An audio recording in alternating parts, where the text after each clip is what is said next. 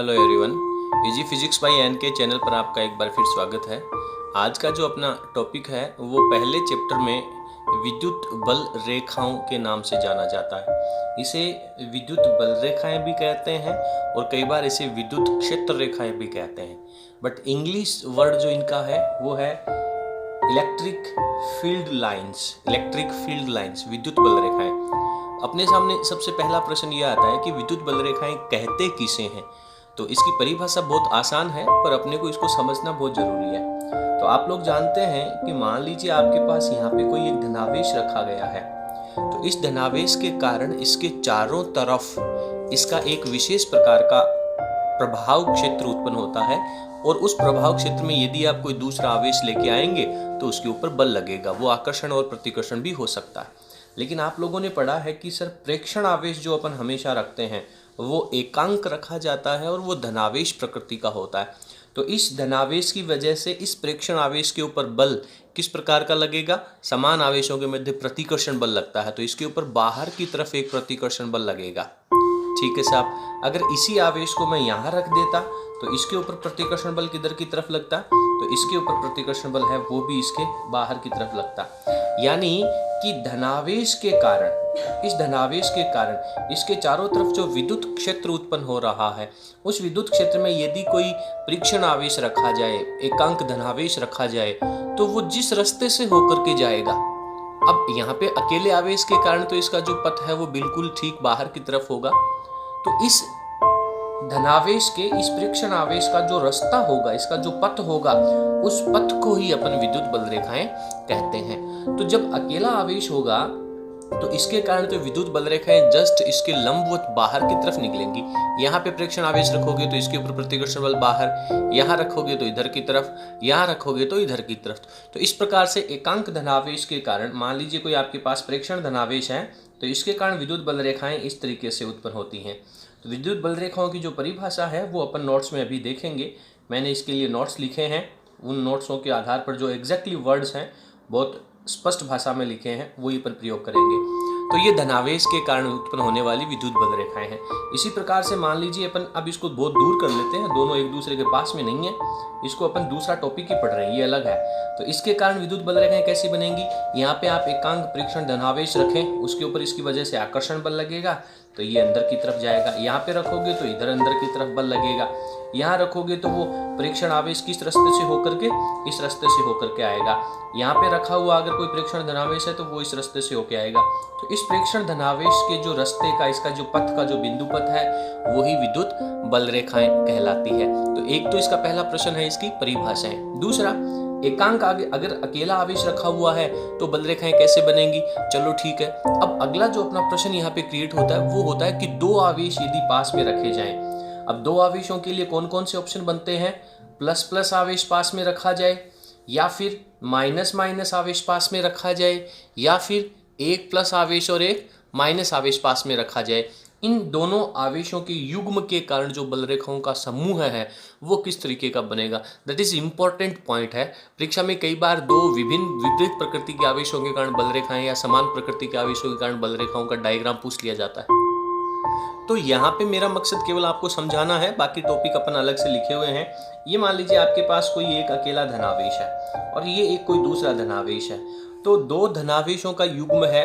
अगर आप यहाँ पे कोई एकांक धनावेश रखेंगे तो इसकी वजह से इसके ऊपर प्रतिकर्षण बल लगेगा। तो अगर केवल ये अकेला आवेश होता तब तो इसके पथ का रास्ता ये होता, लेकिन जैसे जैसे ये आगे की तरफ जाएगा इस वाले धनावेश की वजह से भी तो उसके ऊपर प्रतिकर्षण बल लगेगा। तो इसका जो रास्ता है वो इस तरीके से होकर के फिर इधर की तरफ मुड़ जाएगा, क्योंकि अब जैसे जैसे आगे की तरफ बढ़ेगा इस आगे वाले आवेश की वजह से भी इसके ऊपर प्रतिकर्षण बल लगेगा। इसी प्रकार से यदि कोई आवेश इस तरफ जा रहा है, यहाँ पे कोई एकांक धनावेश रखा हुआ है, तो इसकी वजह से प्रतिकर्षण बल, इसकी वजह से प्रतिकर्षण बल, लेकिन इसके समीप रखा हुआ है तो इसका प्रभाव ज़्यादा होगा और ऐसे चलते चलते ये मुड़ जाएगा। इसी प्रकार से इस आवेश के चारों तरफ अगर आप यहाँ धनावेश रख देंगे, मेरे कहने का मतलब है कि बल रेखाएं बनाने का सबसे आसान तरीका ये है कि आप उसके चारों तरफ डॉट्स लगा दें, और डॉट्स हैं वो आपके एकांक धनावेश को प्रदर्शित कर रहे हैं। और अब आप अपने सामान्य ज्ञान का उपयोग करते हुए इनकी चलने का जो पथ है वो बना दें। तो ये आवेश है वो इस तरीके से चलता और सामने वाले आवेश के प्रतिकर्षण के कारण ऊपर की तरफ मुड़ जाता। इसी प्रकार से ये वाला आवेश भी प्रतिकर्षण के कारण मुड़ जाता। तो इस तरीके से ये सारे के सारे मुड़ जाएंगे। तो इस तरीके की बल रेखाएं निकलती हैं। समझ में आ रहा है? ठीक है, ये चीजें बार बार प्रैक्टिस करने से होंगी। एक हमेशा ध्यान रखें, विद्युत बल रेखाओं के ऊपर हमेशा डेफिनेटली तीर का निशान लगाना अति आवश्यक है। अगर तीर का निशान आप लोग नहीं लगाएंगे तो उसकी कहानी है वो बिल्कुल गलत हो जाएगी, उसका कोई अस्तित्व नहीं रहेगा। तो इस तरीके से ये विद्युत बल रेखाएं निकलती हैं। यहाँ वाला जो आवेश है इसके ऊपर तो केवल इस एक का ही प्रतिकर्षण बल लगेगा और इसका भी प्रतिकर्षण बल लग रहा है, तो ये बिल्कुल स्ट्रेट लाइन के रूप में दूर की तरफ निकल जाएगा। तो इस तरीके से आपको इनके डायग्राम बनाने हैं। ये है दो धनावेशों के युग्म के कारण विद्युत बल रेखाओं का चित्र।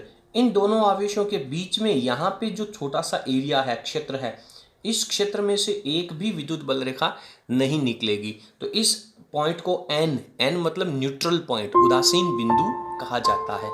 तो इसका प्रश्न कई बार परीक्षा में पूछ लिया जाता है। अब मान लीजिए कि सर अगर इन दोनों पॉजिटिव चार्जेस की जगह दो नेगेटिव चार्ज रखे होते तो सर इसमें भी कोई बड़ी बात नहीं है। ऋणावेश के कारण विद्युत बल रेखाओं की दिशा अंदर की तरफ होती है। तो उस स्थिति में क्या होगा, ये डायग्राम बिल्कुल सेम बनेगा, केवल ये जो तीर के निशान हैं वो अंदर की तरफ लग जाएंगे और कोई इसमें चेंजेस नहीं होगा। अब अपन पढ़ते हैं, एक पॉजिटिव चार्ज रखा हुआ हो और एक नेगेटिव चार्ज रखा हुआ हो तो कैसी स्थिति रहेगी। तो यहाँ मान लीजिए आपने एक धनावेश रखा हुआ है, यहाँ मान लीजिए आपने एक ऋणावेश रखा हुआ है। वापस आपका तरीका वही है, इनके चारों तरफ आप बहुत सारे डॉट्स मान लें। ये डॉट्स क्या हैं, आपके परीक्षण आवेश हैं। इसी प्रकार से इसके ऊपर भी चारों तरफ डॉट्स मान लें, यह आपके परीक्षण धनावेश है। आप जानते हैं कि इसकी वजह से इसके ऊपर फोर्स बाहर की तरफ लगेगा और ये नेगेटिव चार्ज इसको अपनी तरफ आकर्षित कर लेगा। तो बिल्कुल स्ट्रेट लाइन की बल रेखाएं निकलेंगी। यहाँ वाले आवेश के ऊपर इसकी वजह से प्रतिकर्षण बल लग रहा है, तो इसको जाना तो इस रास्ते से होके था, लेकिन जैसे ही आगे की तरफ जाएगा इस नेगेटिव का इसके ऊपर आकर्षण बल लग जाएगा। तो इसका जो रास्ता है वो इस तरीके से हो जाएगा। इधर वाले का जो पथ है वो भी इस तरीके से हो जाएगा। यहाँ वाला जो नेगेटिव चार्ज है, यहाँ पे अगर कोई पॉजिटिव चार्ज परीक्षण आवेश रखा हुआ है, इसकी वजह से प्रतिकर्षण बल लगेगा, तो ये निकलेगा तो स्ट्रेट, लेकिन थोड़ी देर बाद में इस नेगेटिव चार्ज की तरफ आकर्षित हो जाएगा। तो इस तरीके से ये बल रेखाएं हैं वो इसकी तरफ मुड़ जाएंगी। यहाँ वाला जो बल रेखा है वो बिल्कुल स्ट्रेट बाहर की तरफ जाएगा, यहाँ वाला स्ट्रेट। तो कहने का मतलब ये बल रेखाओं का डायग्राम बन जाएगा। अब आप इनको पूरी के बहुत सारे लूप तो ऐसे सर्कल तो बना नहीं सकते, बहुत सारे तो ऐसे वक्र आप यहाँ पे बना नहीं सकते। तो इसके लिए आपको क्या करना है, केवल इस तरीके की रेखाएं बना करके आपको छोड़ देना है।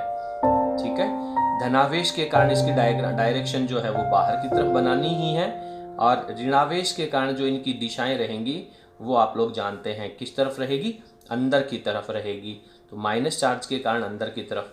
तो ये आपका विद्युत बल रेखाओं का ग्राफ बन जाता है। किसके लिए, एक धनावेश और एक ऋणावेश के लिए। तो ये डायग्राम आपको समझना बहुत ही ज़रूरी है। अगला अपना टॉपिक है कि मान लीजिए कि सर यहाँ पे कोई एक प्लेट है और वो प्लेट है वो समान रूप से धनावेश से आवेशित करी हुई है, ये धनावेश से आवेशित करी हुई है। तो इसकी वजह से जो बल रेखाएं निकलेंगी वो एकदम जस्ट लंबवत निकलेंगी और समांतर निकलेंगी। विद्युत बल रेखाएं हैं वो सारी की सारी एक दूसरे के समांतर निकलेंगी। अगर इस तरीके से प्लेट रखी हुई है तो ये इस तरीके की बल रेखाएं निकलेंगी, इधर भी बल रेखाएं निकलेंगी और इस तरफ भी बल रेखाएं निकलेंगी, क्योंकि इस धनावेशित परत के दोनों तरफ ही आपका विद्युत क्षेत्र होगा। तो ये दोनों तरफ इसके कारण विद्युत क्षेत्र उत्पन्न हो रहा है, लेकिन ये बल रेखाएं एक दूसरे के समांतर जाएंगी और इन सब के बीच का जो अंतर है, दूरी है, वो भी समान होगी। और इस प्रकार का जो विद्युत क्षेत्र होता है उसे अपन सम विद्युत क्षेत्र कहते हैं। ये सम विद्युत क्षेत्र की डेफिनेशन है। तो इसके बाद में अपना अगला टॉपिक आता है, इनके गुणधर्म क्या क्या हैं, उनको अपन अभी नोट्स की कॉपी में देखते हैं। तो विद्युत बल रेखाएं या विद्युत क्षेत्र रेखाओं की परिभाषा क्या हो जाएगी कि विद्युत क्षेत्र में इस आवेश के चारों तरफ का जो विद्युत क्षेत्र है उसमें एकांक धनावेश को मुक्त रूप से छोड़ने पर, यानी यहाँ पर आप एकांक धनावेश को मुक्त रूप से बिना किसी प्रतिबंध के उसको छोड़ देंगे तो वह जिस पथ के ऊपर गति करता है, वो जिस रास्ते से होकर के, जिस पथ से होकर के गति करता है, चाहे वो स्ट्रेट लाइन के रूप में गति करे या फिर वक्राकार रूप में गति करे, उसका जो बिंदु पथ है, उसका जो रास्ता है, उसे विद्युत बल रेखा कहते हैं। इंपॉर्टेंट परिभाषा है। इसके बाद में ये धनावेश और ऋणावेश के कारण उत्पन्न होने वाली विद्युत बल रेखाओं का डायग्राम यहाँ पे दिखाया गया है आपको। इसके बाद में अगला टॉपिक है, दो समान प्रकृति के आवेशों के बीच में विद्युत बल रेखाओं का चित्र आपको यहाँ पे दिखाया गया है। ये दोनों धनावेशित कण हैं, इनके बीच में एक एन पॉइंट जिसे अपन उदासीन बिंदु कहते हैं, ये भी आप लोगों ने देख लिया। ये यहाँ पे आपके पास एक धनावेश और एक ऋणावेश, दो विपरीत आवेश के युग्मों के कारण उत्पन्न होने वाली बल रेखाओं का डायग्राम यहाँ पे दिया गया है। वेरी इंपॉर्टेंट है, परीक्षा में एक एक नंबर के छोटे छोटे प्रश्न यहाँ से पूछे जाते हैं। ये आपसे सम विद्युत क्षेत्र का डायग्राम दिया हुआ है। ये बल रेखाएं हमेशा एक दूसरे के समांतर रहेंगी और इनके बीच का जो अंतराल है वो भी हमेशा समान रहेगा। अब यहाँ पे अपने पास एक इम्पॉर्टेंट बात यह आती है कि सर ये जो विद्युत बल रेखा है, आपने ये जो धनावेश वाले की विद्युत बल रेखा कही, ये बल रेखा कहती है इस पॉइंट के ऊपर विद्युत क्षेत्र की तीव्रता की दिशा को दर्शाती है। धनावेश के कारण बाहर की तरफ, ऋणावेश के कारण अंदर की तरफ। लेकिन यहाँ पे तो बल रेखाएं बिल्कुल सीधी खींची गई हैं। अगर ऐसा ग्राफ हो तो इसमें इस पॉइंट के ऊपर विद्युत बल रेखा की दिशा क्या होगी, विद्युत क्षेत्र की दिशा क्या होगी? तो किसी भी बल रेखा के किसी पॉइंट पर यदि आपको विद्युत क्षेत्र की दिशा का ज्ञान करना है तो उस पॉइंट के ऊपर आपको क्या कर देना चाहिए, एक सिंपल सी स्पर्श रेखा खींच देनी चाहिए। उस पॉइंट के ऊपर खींची गई स्पर्श रेखा की जो दिशा है वो उस बिंदु पर विद्युत क्षेत्र की दिशा को दर्शाती है। तो हर एक बिंदु के ऊपर विद्युत क्षेत्र की दिशा है वो अलग अलग हो सकती है। ध्यान दें, केवल सम विद्युत क्षेत्र में ही एक दिशा होती है, बाकी हर एक बिंदु पर अलग अलग दिशा हो सकती है। तो किसी भी बिंदु पर यदि आपको दिशा का ज्ञान करना है तो उस बिंदु के ऊपर, उस वक्र के ऊपर आपको केवल स्पर्श रेखा खींच देनी है। तो इसके लिए मैंने यहाँ पे एक डायग्राम बनाया है कि मान लीजिए ये मेरे पास एक ब्लैक कलर के अंदर विद्युत बल रेखा दी हुई है और मुझे इसके दो पॉइंट्स के ऊपर यहाँ एंड यहाँ विद्युत क्षेत्र की दिशा ज्ञात करनी थी। तो मैंने इसके ऊपर भी एक स्पर्श रेखा खींची और इसके ऊपर भी एक स्पर्श रेखा खींची। किसी भी वक्र पृष्ठ के ऊपर खींची गई जो स्पर्श रेखा है वो उस बिंदु पर विद्युत क्षेत्र की दिशा को दर्शाती है। अब अपन इसके गुणों के बारे में अध्ययन करते हैं। इस एक डायग्राम को आप और समझने का प्रयास करें। ये मेरे पास एक प्लस क्यू आवेश है, तो इस प्लस क्यू आवेश के कारण विद्युत बल रेखाएं इसके लंबवत बाहर की तरफ निकल रही हैं क्योंकि इसके चारों तरफ कोई दूसरा आवेश नहीं है। तो ये जो विद्युत बल रेखाएं निकलेंगी वो इसके पृष्ठ से होकर के निकलेंगी। तो पृष्ठ के पास में इन विद्युत बल रेखाओं का घनत्व क्या होगा?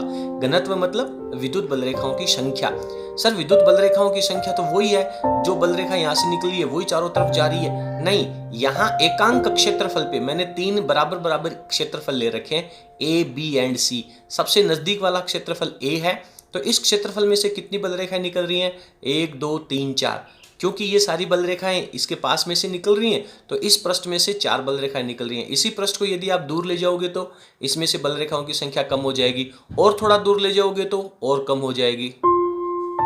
तो कहने का मतलब है कि किसी भी आवेश के नजदीक के क्षेत्र में विद्युत बल रेखाओं का घनत्व ज्यादा होता है और दूर जाने पर विद्युत बल रेखाओं का घनत्व कम होता जाता है। इससे पिछले टॉपिक में अपन ने ये बात पढ़ी है कि किसी भी आवेश के समीप वाले बिंदुओं पर विद्युत क्षेत्र की तीव्रता ज्यादा होती है और दूर वाले बिंदुओं पर विद्युत क्षेत्र की तीव्रता कम होती है। यानी एक इन दोनों चीजों में संबंध स्थापित हो रहा है कि जहां विद्युत बल रेखाओं का घनत्व ज्यादा होगा, जहां पर विद्युत बल रेखाओं का घनत्व ज्यादा होगा वहां पर विद्युत क्षेत्र की तीव्रता भी ज्यादा होगी। यानी तीव्रता और घनत्व एक दूसरे के समानुपाती है। किसी भी डायग्राम को देख करके आप विद्युत बल रेखाओं की संख्या को देख करके आप ये बता सकते हैं कि उस बिंदु के ऊपर विद्युत क्षेत्र की तीव्रता कितनी है, कम है या ज्यादा है। तो यहाँ पे असमान विद्युत बल रेखाएं निकल रही हैं। लेकिन यही बात अगर आप सम विद्युत क्षेत्र के अंदर लेंगे तो क्या होगा? ये आपका सम विद्युत क्षेत्र का डायग्राम है। तो इसमें अगर आप वो जो एरिया लेंगे, कोई भी क्षेत्रफल, समान क्षेत्रफल, आप चाहे कितनी भी दूर ले जाते जाएं, उस क्षेत्रफल से निकलने वाली बल रेखाओं की संख्या क्या होगी? समान होगी। इसलिए इसकी वजह से, इस पट्टिका की वजह से चारों तरफ समान विद्युत क्षेत्र उत्पन्न होता है। अब अपन इसके गुणों की बात करते हैं। गुणों में इसके जो गुणधर्म है वो बहुत आसान है। अभी जो बातें अपन ने यहाँ पे अच्छी तरीके से समझी हैं, उन्हीं चीजों को अपने को शब्दों के रूप में लिखना है बस। सबसे पहला है कि विद्युत बल रेखाएं धनावेश से प्रारंभ होकर ऋणावेश पर समाप्त होती हैं। सिंपल सी बात है। विद्युत बल रेखाएं धनावेश से बाहर की तरफ निकलती है, ऋण आवेश के ऊपर जाकर के समाप्त होती है। विद्युत बल रेखाएं खुला एवं सतत वक्र बनाती हैं। कई बार आपसे परीक्षा में पूछा जाता है कि विद्युत बल रेखाओं की कोई दो गुणधर्म विशेषताएं लिखिए, तब आपको इनमें से कोई दो प्रॉपर्टीज लिखनी होती है। विद्युत बल रेखाएं खुला वक्र का मतलब है कि बल रेखा जहां से प्रारंभ हो रही है वापस घूम करके उसी बिंदु पर नहीं आएगी। प्लस से चली माइनस पे खत्म हो गई, लेकिन ऐसा नहीं होगा कि प्लस से चल करके माइनस पे गई फिर माइनस से चल करके वापस उसी बिंदु पर आती है। अगर वहीं पर आ जाती तो उसे अपन बंद वक्र कहते, और अगर एक बिंदु से चल करके किसी दूसरे बिंदु पे जाके समाप्त हो गई तो उसे अपन खुला वक्र कहते हैं। तो विद्युत बल रेखाएं हैं वो खुला वक्र बनाती हैं। सतत वक्र, सतत का मतलब है कि जो बिंदु आवेश आपने लिया है वो उछल उछल करके नहीं चलता है, यानी वो बिल्कुल स्ट्रेट लाइन के ऊपर चलेगा, उसके बिंदुओं के बिंदु पथ को ही अपन विद्युत बल रेखाएं कहते हैं। तो वो आवेश जिस रास्ते से होकर के जाएगा तो वो एक सतत रेखा बनेगी, बीच में से टूट के नहीं बनेगी, तो सतत वक्र बनाती हैं। विद्युत बल रेखाओं के किसी बिंदु पर खींची गई स्पर्श रेखा उस बिंदु पर विद्युत क्षेत्र की दिशा को दर्शाती है। ये बात भी अपन ने कर ली। बहुत आराम से ठंडे दिमाग से आप इनके ऊपर विश्लेषण करेंगे तो ये विशेषताएं अपने आप आपके दिमाग में बैठ जाएंगी। सबसे इंपॉर्टेंट है, कई बार ये प्रश्न पूछ लिया जाता है कि कोई भी दो विद्युत बल रेखाएं एक दूसरे को काटती नहीं है, क्यों? कारण आपसे पूछ लिया जाता है।